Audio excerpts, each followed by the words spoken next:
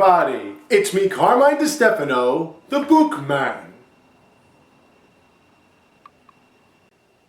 Throughout the course of gaming history, developers have had some pretty dumb ideas. Some can be attributed to bad writing, while others were a shot at comedy.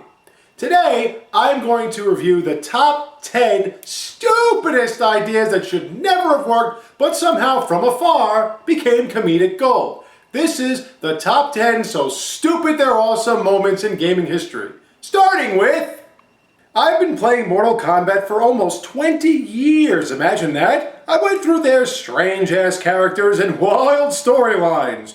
No matter how far they seem to be stretching, NetherRealm somehow seem to make it work. That brings me to the subject at hand.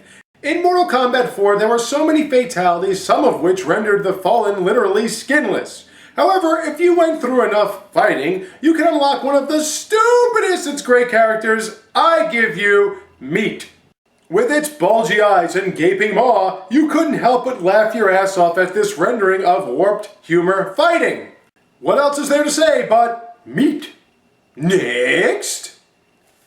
Tomb raiding is great, especially when wild shit happens. With Lara Croft, that's always the case. None more so than in Tomb Raider 2 when she came across Bartoli who was looking for a dagger. A special dagger, for you see, this one transforms whoever is stabbed with it to a dragon! That sounds ludicrously stupid, but actually is pretty cool. When you learn how you can hide behind a pillar so the fire breath doesn't get you, it becomes cooler. Fuck science and DNA conversion. Dragons are made by knives now. So stupid. So stupid, it works in the old Tomb Raider. River City Ransom has made quite a name for itself, now more so than when it first came out. There were lots of fun fighting elements to the game that created its cult following.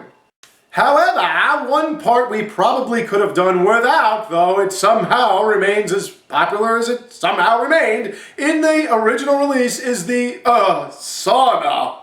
Put it away! So we're not allowed to see female-rendered nudity, but 8-bit man-ass makes it in? That's, of course, stupid! Is it so stupid it's great? Watch for a minute and answer that on your own. Next! There was a time when 2D side-scrolling brawlers were big time, and most were pieced together by Capcom. If there was one true legend in all of these button mashers, it was Final Fight. A city filled with gang members that all systematically stood against either Cody, Guy, Hager, or a combination, while citizens, I guess, stayed indoors. A great concept then with an even better payoff. Metro City conveniently left a car for your character to beat up on in order to rack up a slew of points. When you completed the task, you were rewarded with one of the stupidest, so stupid it's great moments ever! Oh my god! Big tough gang member falling to his knees, crying as opposed to pointing a gun and firing away. This moment was so historically dumb, it even received tribute in Super Street Fighter 4 if you played it as Cody or Guy. Oh my god! Gotta love super sensitive psycho killers. Next! Speaking of Street Fighter, there have been countless characters, some with serious issues and dynamics throughout over 25 years of gameplay. With all of the deep shit that each character is built off from, there is one which stands out. Dan. This flaming douche not only thinks he's awesome, he thinks he's awesome though he absolutely sucks. Introduced during the Street Fighter II Alpha Omega so on craze, Dan Hibiki wanted to show off what his father taught. Unfortunately, it wasn't much. This Ryu spoof is so god-awful he screams with horror at his own super combo. Still, his stupid antics make him one of the more entertaining aspects of the Street Fighter series. Just don't choose him if you want to, win anything. Next!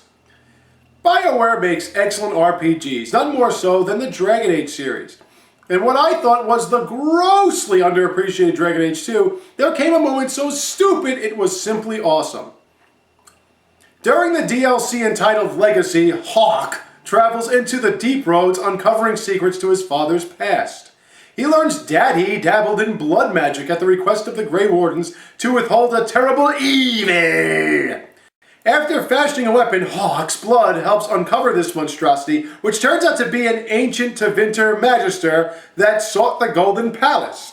You may have missed it, but I find his quotes to be insightful while ridiculous. Just listen to what it's saying! Dumat, Lord, tell me, what waking dream is this? Be this some dream I wake from? Am I in dwarven lands?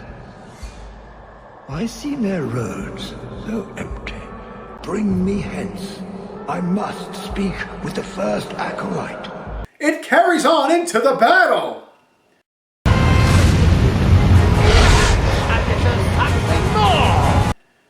Corypheus, you rock. There's no other way to say it. Next!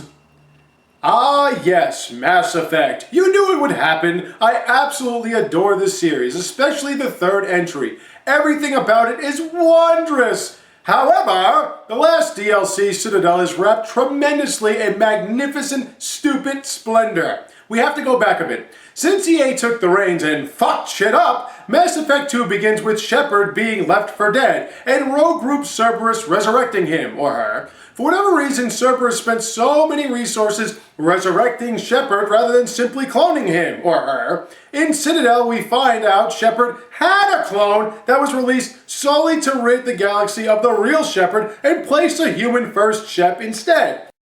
If that story wasn't stupid enough, the fact that this Shepard steals your ship and you fight it on it over the Citadel is. However, since BioWare still does the writing, what you have is one hilarious joke after another. I could barely breathe watching how the characters made fun of themselves. Just this alone is enough. I should go. He said, I should go.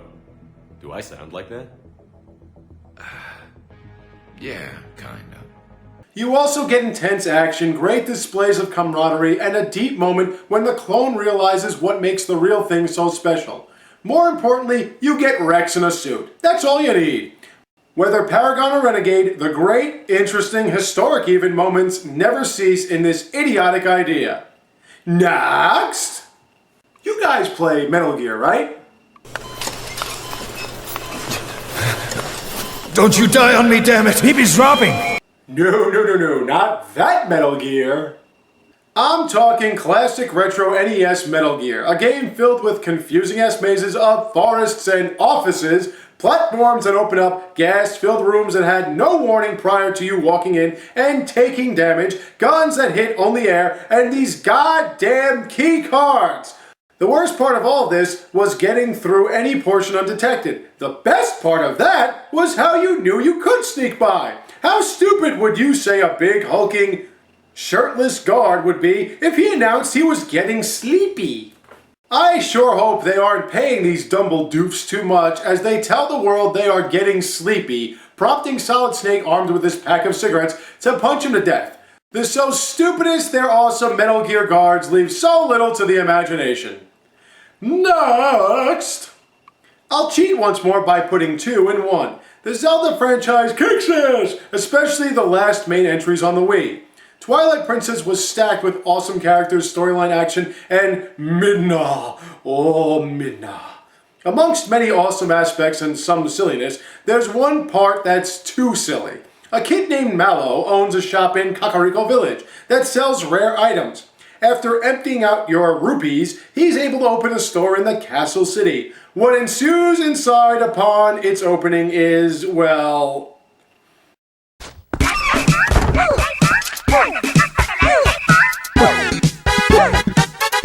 that! I mean, what the fuck am I watching? What am I hearing? What is on that dude's head? No magic armor can make sense out of this, or... In Skyward Sword, another Mondo Excelente game, Link gets in trouble at a pumpkin shop thing. Following a couple of medial tasks, you're asked to fill in as a musician. Of course, Link can't say no. This leaves the door open for the second part of the So Stupid It's Awesome penultimate entry. From the opening...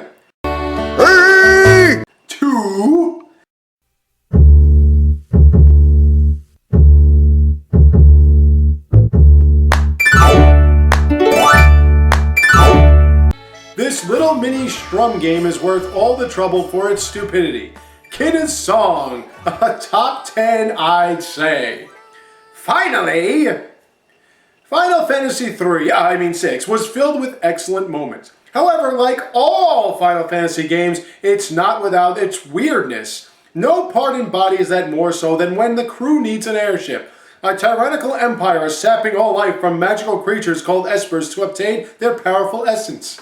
One who received this treatment is teammate Celis. She, with the ragtag squad of heroes, learned a guy named, I'm pretty sure it's Seltzer, can get them where they need to go. In order to bait him, they use Celis, who conveniently looks like a diva the scoundrel has a thing for named Maria.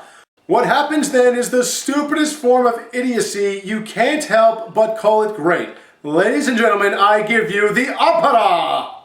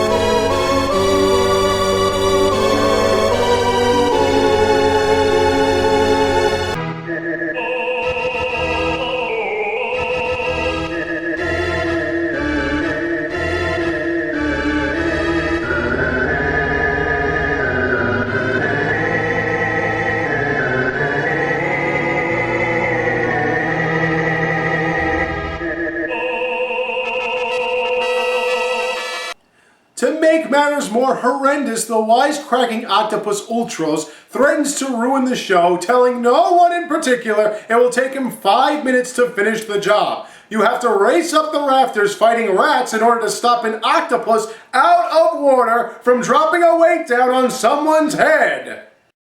Where's Bugs Bunny when you need him? Folks, this shit is so infamous, people have done live renditions of the opera. Look it up! Final Fantasy VI opera scene. It does not get any stupider than that. And that is the top 10 so stupid they're awesome moments in video game history, in no particular order. But feel free to leave your comments and let me know what moments I might have missed based on your gaming experience. As of right now, I have to go because I'm getting ready to star in an opera. Thank you all for watching. I have more for you soon to come, so stay tuned, take care, and have a great day.